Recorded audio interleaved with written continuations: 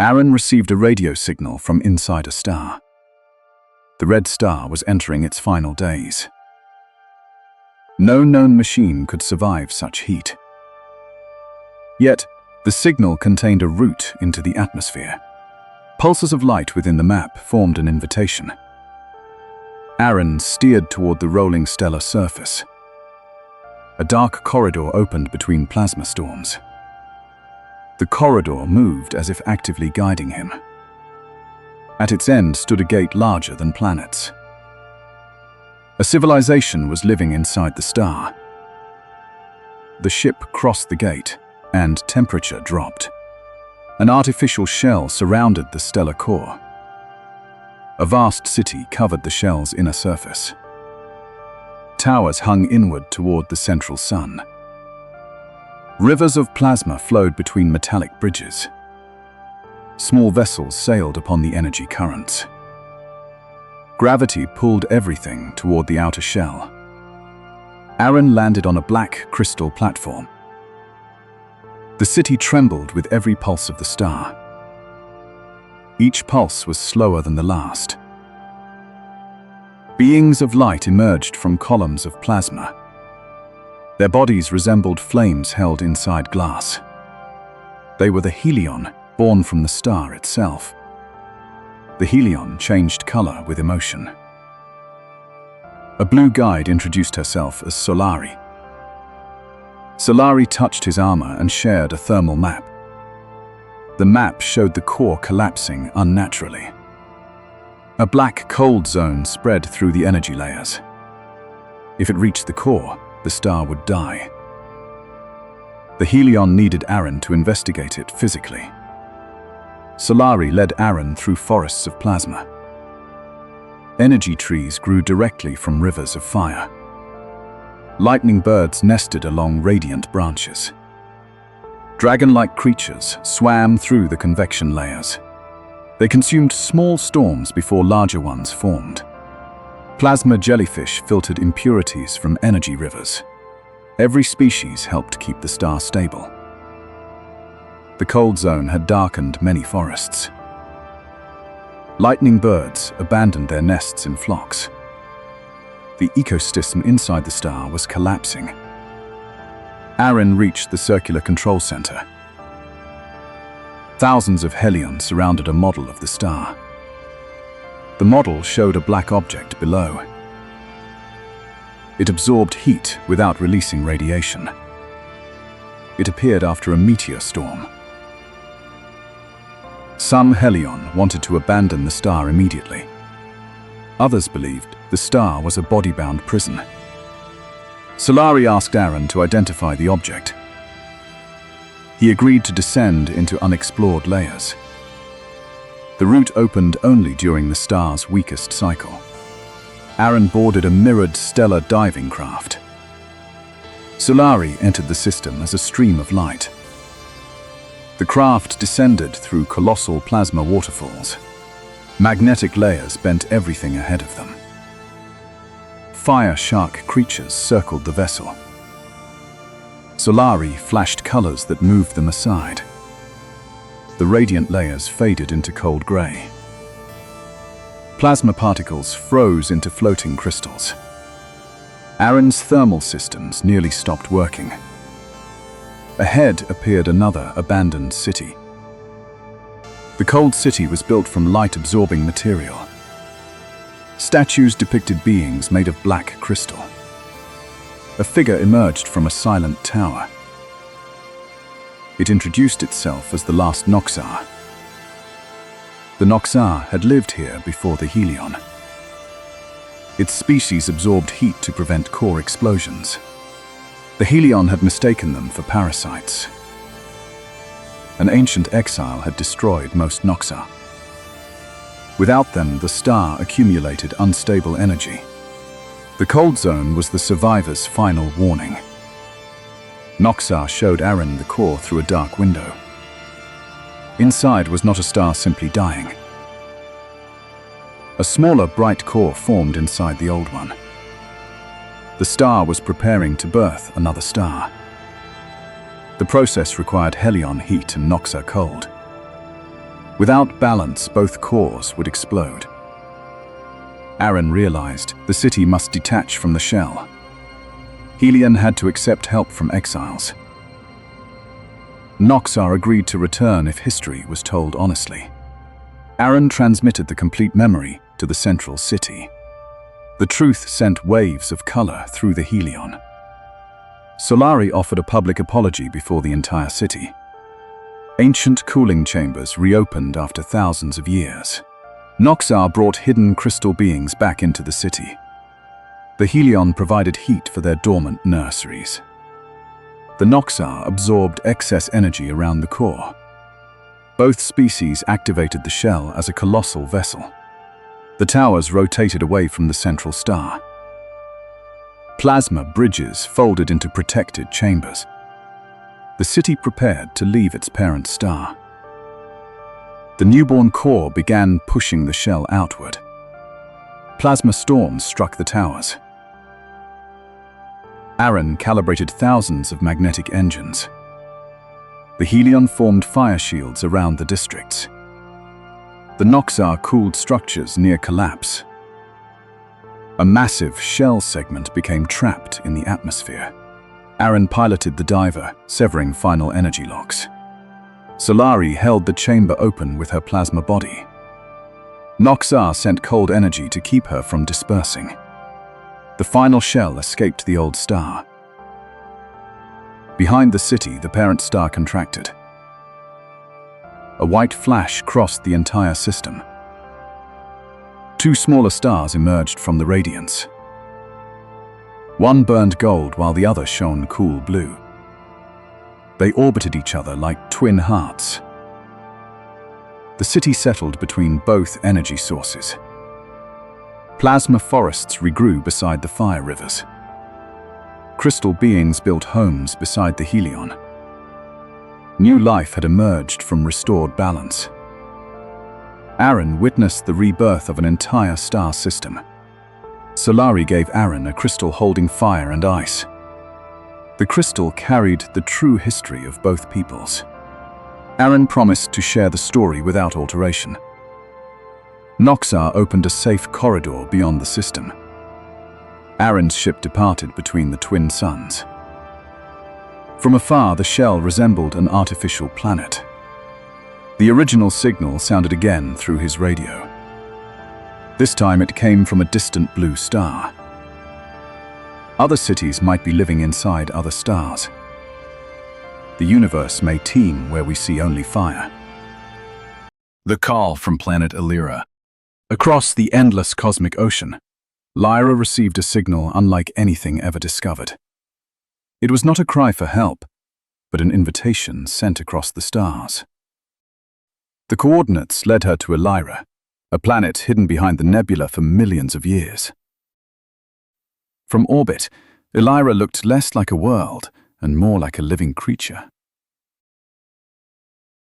Below the clouds waited a wilderness beyond anything humanity had ever imagined.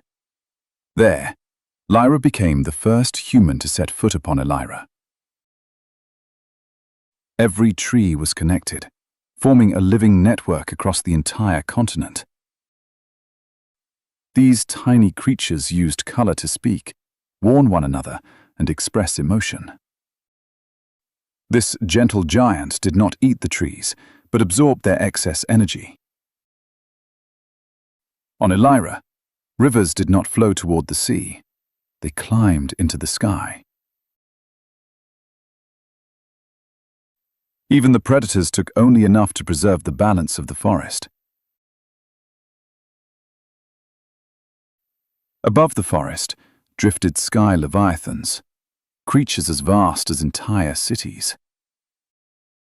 Within the forest, Lyra met the Illyri, a people who had evolved alongside nature. They spoke without words, sharing thoughts through light and living memories. The Illyri city was not constructed. It had been grown over thousands of years. Across the planet, the Drokan endured within the unforgiving crystal deserts. They transformed underground heat and pressure into power for their entire civilization. High above lived the Eralis, a people who had never touched the ground. At Elra's center stood the Heart Tree, connecting every living creature on the planet. A parasite carried by an ancient meteor was draining the Heart Tree's energy. If the Heart Tree died, Elra's entire web of life would disappear with it. Forest, desert, and sky weakened together, bringing 3 civilizations toward extinction. Elra realized that no single race could save Elra alone. To heal the planet, they had to enter the deepest chamber of the Heart Tree. The Elra awakened the biological energy sleeping beneath the ancient forest. The Drokan focused the power of millions of crystals into a single beam. The Eralis transformed the atmosphere into a vast network of flowing energy. When the 3 powers united, the darkness faded, and Elra's heart awakened again. Elra was saved not by one hero, but by worlds that chose unity. Elra returned with a message. Among the stars, we have never truly been alone. Mara received a melody from an uncharted ocean. The signal repeated whenever she remembered Earth. Its source waited on the ocean world Thalassa 9. No satellite had ever found land there. The planet glowed like one enormous watching eye. Mara changed course and entered the forbidden sector. Her computer warned that the water was transmitting patterns. The patterns resembled the rhythms of a living brain. A world without continents appeared to be thinking, and it was calling Mara by name. Her ship pierced clouds the color of pearl. Below stretched an endless violet-blue ocean. Enormous rings of light moved across the surface. Each ring pulsed with the mysterious signal. Mara landed upon a floating reef. The reef shifted itself to support her ship. Coral branches opened like patient fingers. The air was breathable, but filled with glowing spores. The spores spiraled around her helmet. They seemed to be testing her memories. The first creature appeared beneath the transparent water. It carried 8 thin fins and a glass-like body. Inside it moved a school of living lights. The creature changed color when Mara raised her hand. A larger school surfaced and formed symbols. The symbols recreated scenes from Mara's childhood. No machine had ever recorded those memories. The ocean had read them from her mind. The glass creatures were cells within something larger. The entire sea might be one living being. Mara descended inside a transparent exploration pod. Sunlight vanished after only a few hundred meters. In its place, millions of luminous species awakened. Ribbon-shaped fish wrapped themselves around the currents. Giant sea trees opened flowers as she passed. Bell-shaped creatures released a deep harmonic sound. The sound made her pod vibrate like an instrument. Mara realized music was the ocean's language. Each species carried a different part of the symphony. But one essential note was slowly disappearing. The current guided Mara toward underwater domes. A living city rested among blue coral forests. Its buildings expanded with the rhythm of the sea. Tall, slender residents emerged through liquid doorways. They were Nymari, silver-skinned beings with glowing gills. The Nymari greeted Mara with a gentle chord. Her translator produced images instead of words. Mara saw the ocean preserving their history. Each memory was stored inside a luminous creature. But the memory keepers were beginning to die. The Nymari led Mara to the memory current. Its water moved against every surrounding current. Touching it revealed ages long gone. Mara witnessed the planet when its ocean was young. She saw the Nemari evolve from tiny swimmers. She also saw a black object fall from space. It had rested in the deepest trench for millennia. Since then, memories had vanished piece by piece. Mara realized the object was feeding on neural energy. If it awakened, the ocean would forget itself. The Nemari chose a living diver, not a machine. The giant ray opened a chamber along its back. Mara and 3 Nemari entered its body. It descended where pressure could crush metal. Biological membranes absorbed the pressure around them. Outside, kilometer-long light worms drifted past. A circular-mouthed creature emerged from darkness. A Nemari chord calmed it and sent it away. Mara understood that music maintained peace below. Deeper down, the signal became more twisted and broken. They reached an abyss that reflected no light. A black sphere with thin spines floated there. Its spines pierced the currents like roots. Every pulse erased thousands of memories. The sphere opened a bright slit and watched Mara. It recreated the voice of her lost mother. For a moment, Mara believed her mother was calling. A powerful Nemari chord broke the illusion. The creature fed not on flesh, but cherished memory. To win, the whole ocean had to remember. Mara sent a signal to every Nemari city. Millions of residents began singing one shared melody. Sea creatures carried the melody across the planet. Coral reefs lit up like neural pathways. The memory current expanded through every sea. The black sphere released millions of illusions. Mara focused on one true memory of her mother. She shared that memory with the entire ocean. The honest emotion shattered the false visions. The sphere began losing control. A colossal leviathan awakened beneath the trench. Its body carried symbols from the planet's history. It was Thalassa's oldest keeper of memory. The leviathan wrapped long fins around the sphere. Mara broadcast the final melody from her pod. Every creature on the planet answered together. Memory light flooded into the black spines. The sphere collapsed into a silent seed. The leviathan swallowed the seed and sealed it away. The ocean's symphony became whole again. The memory keepers began glowing again. Lost memories returned to the Nemari. Children saw their ancestors for the first time. Living cities blossomed across the seafloor. The Nemari gave Mara a drop of starlit water. Within it rested the memory of an entire world. Mara promised never to weaponize the gift. The ocean answered with a gentle melody. For once, the signal stopped calling her name. It called the name of Earth. Mara left the reef as 2 moons rose. Glass creatures lifted from the water to farewell her. The Leviathan appeared beneath the clouds like living land. Her ship carried the memory drop into orbit. Mara transmitted part of the melody toward Earth. Telescopes at home received the signal. Yet the water drop began forming rings of light. Within them appeared images of many other oceans. Thalassa was not the only world that remembered.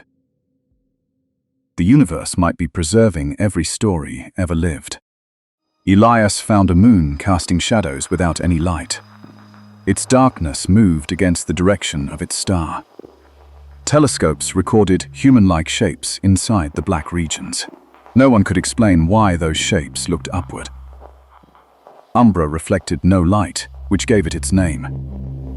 Elias was sent to trace the silhouette's source. As his ship approached, every shadow stopped at once. One enormous shadow turned toward his cockpit.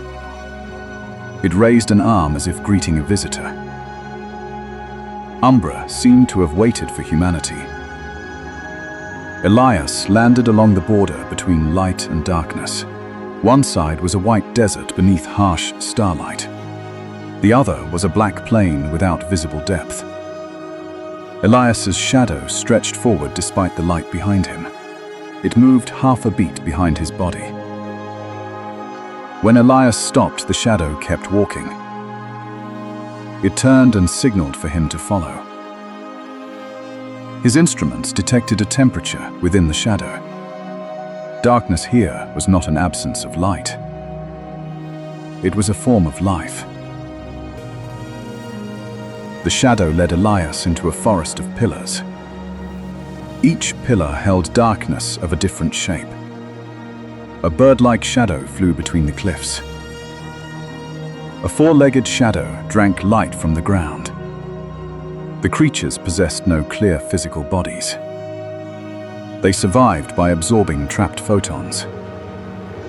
When full, they released thin blue outlines. Elias reached toward a small, trembling creature. The shadow wrapped his glove without feeling cold. It showed him a vision of a stolen sun. Deep inside grew trees that stored daylight. Their leaves were black mirrors thin as paper. At night, their roots released light underground. Shadow creatures gathered around the glowing roots. They did not fear light, but depended upon it. Black worms coiled around trunks to preserve warmth. Flowers opened only inside complete darkness. Their pollen floated as tiny particles of light.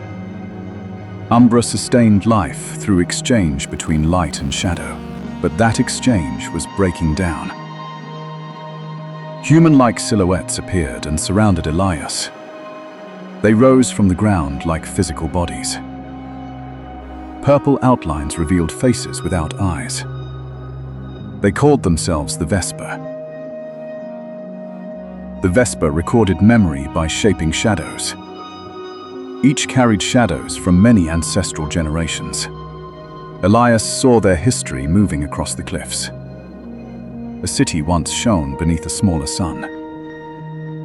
Then that sun vanished from the city's center.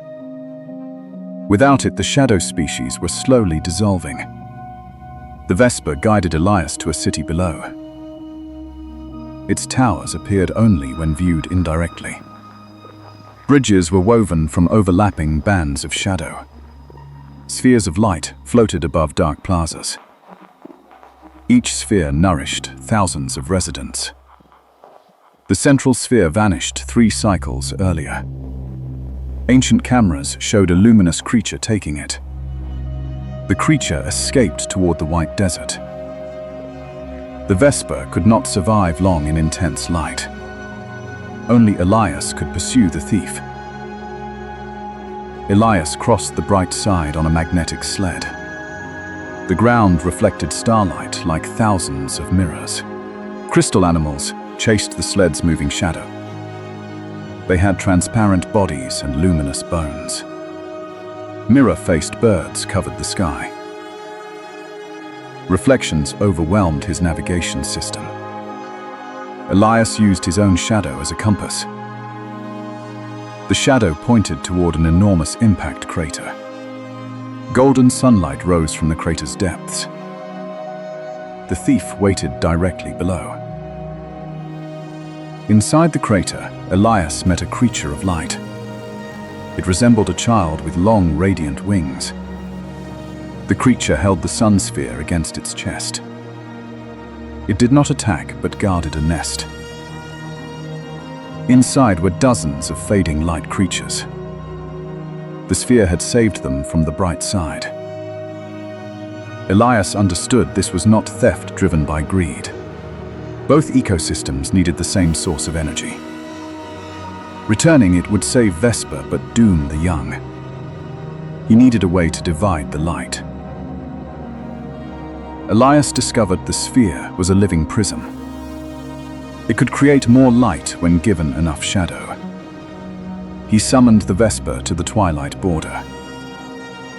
The light beings brought their young there too.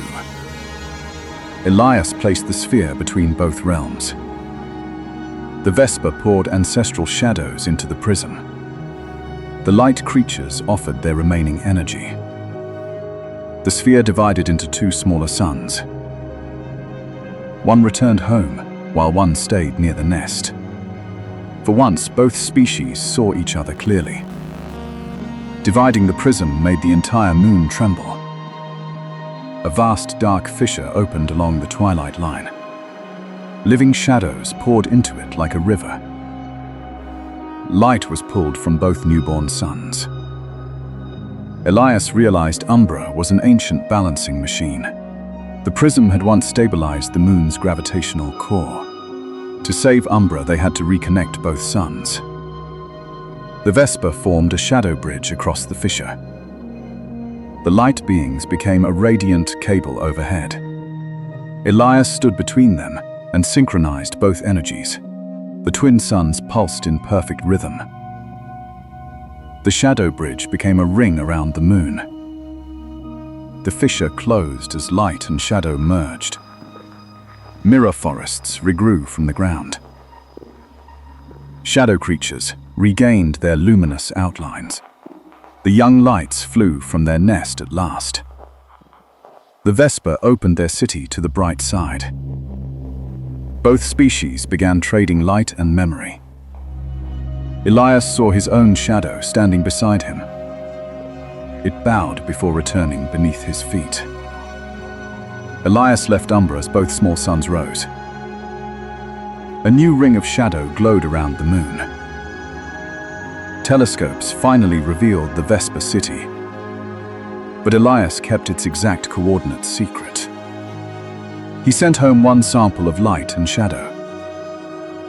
Inside the laboratory, the sample formed a small hand. It drew a circle of shadow across the table. The circle matched Umbra's new ring. Then another shadow appeared behind Elias. Perhaps part of Umbra had followed him home. Sora heard a song traveling through empty space. It came from neither radio nor any known ship. The signal carried the heartbeat of something enormous.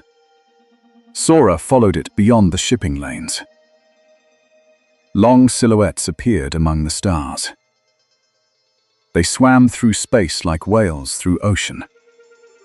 Each creature was longer than a human city. Glowing forests grew across their backs. One young whale had fallen behind the herd. The distress song came from the calf. Sora brought her ship beside the exhausted calf. Its skin carried tiny biological mountain ranges. The trees along its back were losing light. A wide fracture crossed the central forest. Blue energy particles leaked from the wound. Sora landed on a meadow across its back. Low gravity made the grass ripple like water. Tiny animals approached to inspect her ship. An entire ecosystem depended upon the whale's body.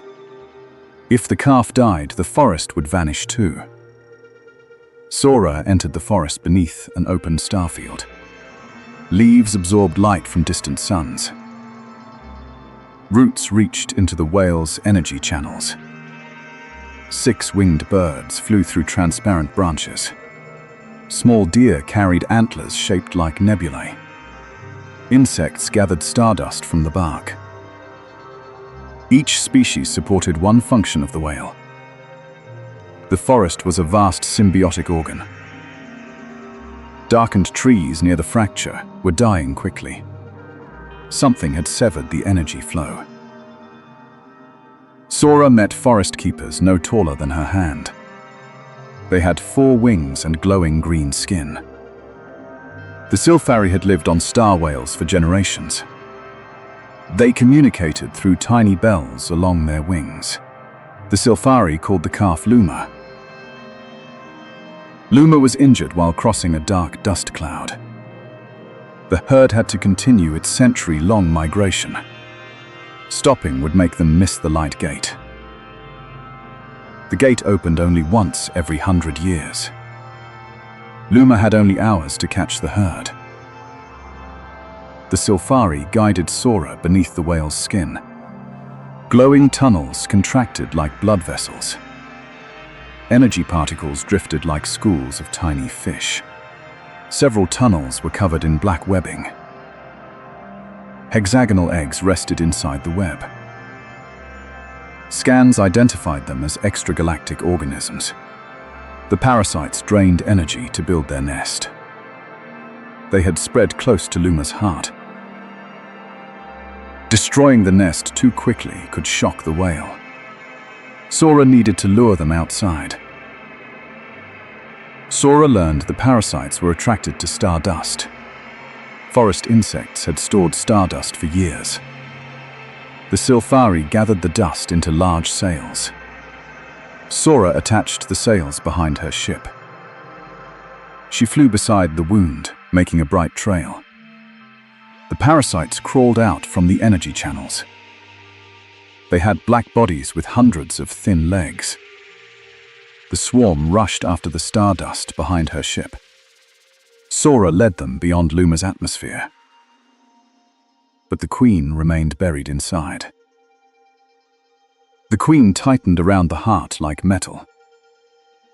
Every beat of Luma's heart grew weaker.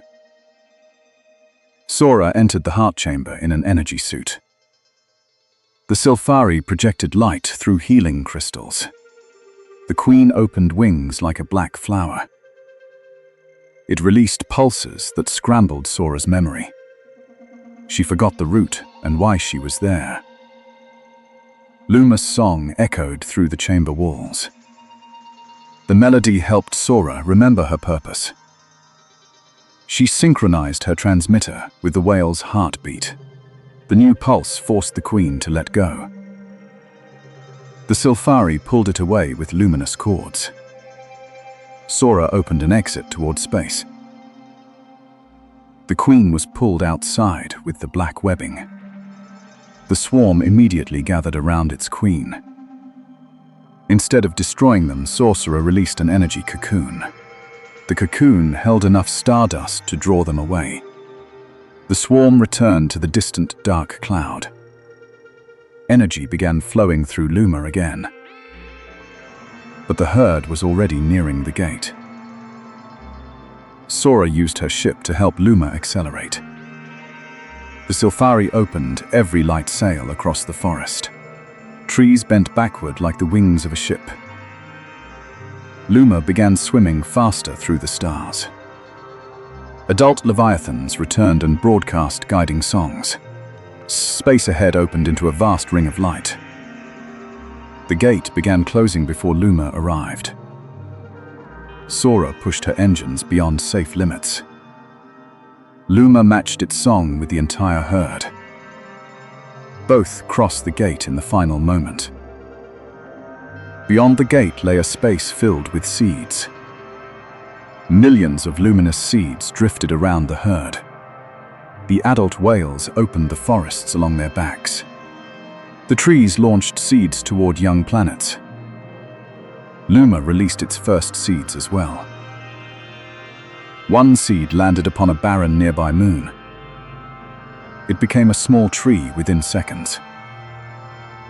Sora understood the whales were planting life across space. Every migration created new ecosystems. Luma had arrived in time to continue the cycle. The Sylphari celebrated within the restored forest. Nebula-antlered deer ran across the meadow. 6 winged birds carried ribbons of light overhead. Luma sang more powerfully than before. The herd answered with a colossal harmony. Sora recorded it, but her device held too little. Part of the song became images inside her mind. She saw planets the whales had seeded before. One of them was ancient Earth. Life at home might have begun with this migration. Sora departed as the herd continued onward. The Sylphari gave her a star-shaped seed.